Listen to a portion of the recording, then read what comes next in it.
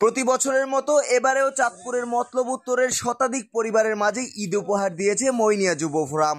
শুক্রবার বিকেলে মতলব উত্তরের তালতলী গ্রামে এই বিতরণ কার্যক্রম শুরু করা হয়। মাইজভান্ডার দরবার শরীফের সাজ্জাদানশীল একমাত্র বেলায়েত ও খেলাফতের স্থলাভিষিক্ত মইনিয়া যুব ফোরামের প্রতিষ্ঠাতা শাহ সুফি মাওলানা ডক্টর সৈয়দ সাইফুদ্দিন আহমেদ আল হাসানের নির্দেশে যুব ফোরামের কর্মীগণ বাড়ি বাড়ি গিয়ে এই ঈদ উপহার সুবিধা বঞ্চিত মানুষের হাতে পৌঁছে দেন। এ সময় প্রতি পরিবারের মাঝে 2 প্যাকেট সেমাই, 1 কেজি চিনি, 1 কেজি আলু, 1 কেজি পেঁয়াজ, 1 কেজি পোলাও চাল, 1 প্যাকেট নুডলস ঈদ সামগ্রী হিসাবে বিতরণ করা হয়।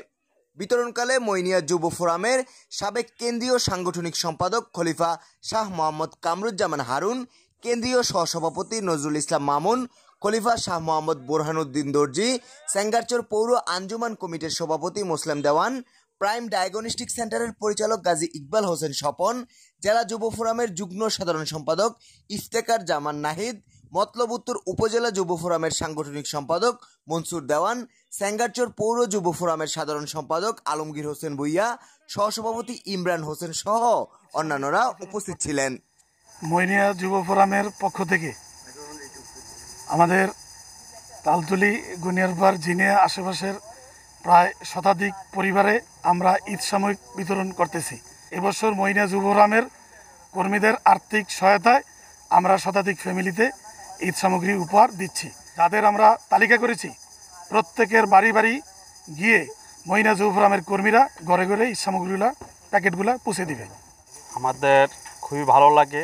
আমাদের সংগঠন হলো স্বেচ্ছাসেবক সংগঠন। আমাদের মইনিয়া যুব ফোরাম সারা বাংলাদেশে 30,000 কর্মী আছে। এই স্বেচ্ছাসেবকে আপনি ঈদ সামগ্রী, তারপরে হলো আপনার বৃক্ষরোপণ, তারপরে শিক্ষা সামগ্রী বিতরণ এইসবের সাথে জড়িত আছে। গরিব দুস্থ মানুষের মাঝে যে বিতরণ, আমরা অনেক শান্তি পাই, মনে অনেক শান্তি লাগে, কারণ সকলে মিলেই সহযোগিতা করেই আমরা কাজটা করলেও আমার যদি গরিব মানুষের আমরা দিতে পারতেছি, এটা আমাদের অনেক ভালো লাগে।